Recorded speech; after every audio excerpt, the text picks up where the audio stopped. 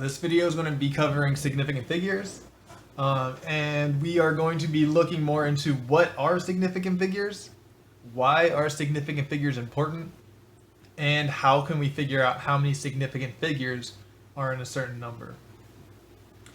So we know in science we take a lot of measurements and we want to be as accurate and precise as possible, given the tools that we can use. And it would be misleading to represent our data more precise than the tools that we're using. So an example of this would be if I was using this digital scale and I wanted to measure the mass of a quarter. You could see that is about 5 grams on the scale. It would be misleading if I were to go up to my friend and tell them this quarter weighed 5.0000 grams, because we don't know that this weighs 5.0000 grams. We just know that to the nearest gram, how precise our tool is,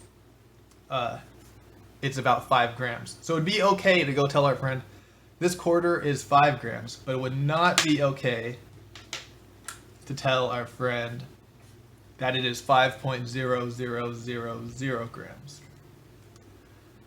So significant figures, or sometimes people call them sig figs. What they do is they tell scientists how many digits they could put after the decimal or where to round their numbers to make it best represent their data. So scientists use sig figs to properly show how precise their data is, and that is why it is important as well. So significant figures are important so that the data does not appear more precise than the tools used to gather that data.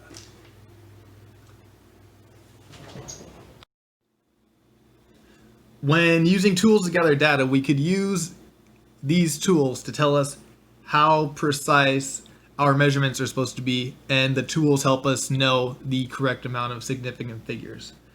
For digital tools, it's extremely easy. Going back to the example of the digital scale and the quarter, it was 5 grams. All I have to do is write down whatever that tool is giving me, and that is the correct number of significant figures. So just that 5 would be exactly what you're supposed to do when recording the data. When we have an analog tool, or in this case a mechanical scale, it doesn't just spit out a number. So we have to know the correct amount of significant figures and where to round our measurement to. So if I wanted to measure this exact same quarter, before I even measure it, I got to make sure this is balanced. So we're at 0 right now. So I could measure the quarter, and I could use the digital scale. I could say it's about 5. So we'll start at 5, and we could see if it's a good measurement. So it seems like, according to this scale, it's a little bit heavier. So I'll push it over.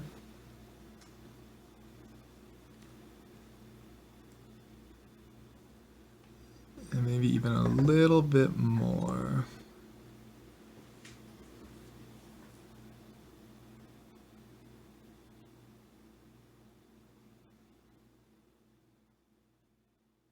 Maybe even a little more. We'll just try to get as close as we can.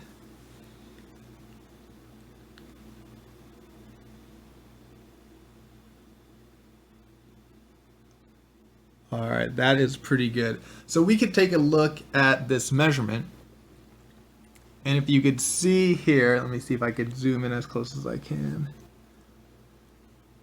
You could see that our hash marks here are every 1/10 of a gram. So we are allowed to go one more digit of uncertainty past what this is telling us. So we would see this would be 5. It'd be between 5.5 and 5.6. And then you have to use your estimation to see what that unit of that last digit of uncertainty is. So it looks to me like it's much closer to 5.5 than 5.6. So we might mark this as 5.51 grams. And that would be the correct amount of decimal places to go out to using this mechanical scale. So again, I'll say it one more time. This measurement to me looks like about 5.51 grams. And that would be the precision that we use when using this mechanical scale. So after doing that example with the mechanical scale, now we are going to do an example with our graduated cylinder right here.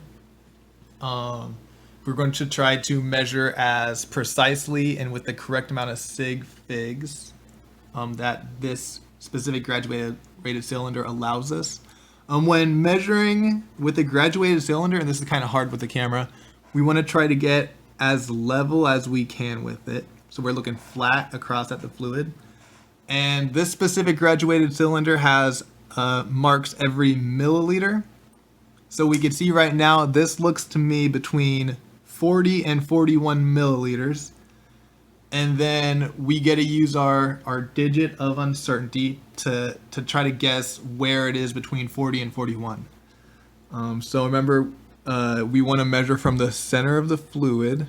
You can see it climbing up a little bit on the edge, but we're going to measure from, on the camera, it looks like the bottom of that dark spot. So to me, it looks maybe like a 40.2 milliliters. You might disagree, you might say 40.5. Some people may even say a little more. Some people might say 40.1. But to me, this looks like about a 40.2 milliliters, and that's what I would put when I would go to measure it.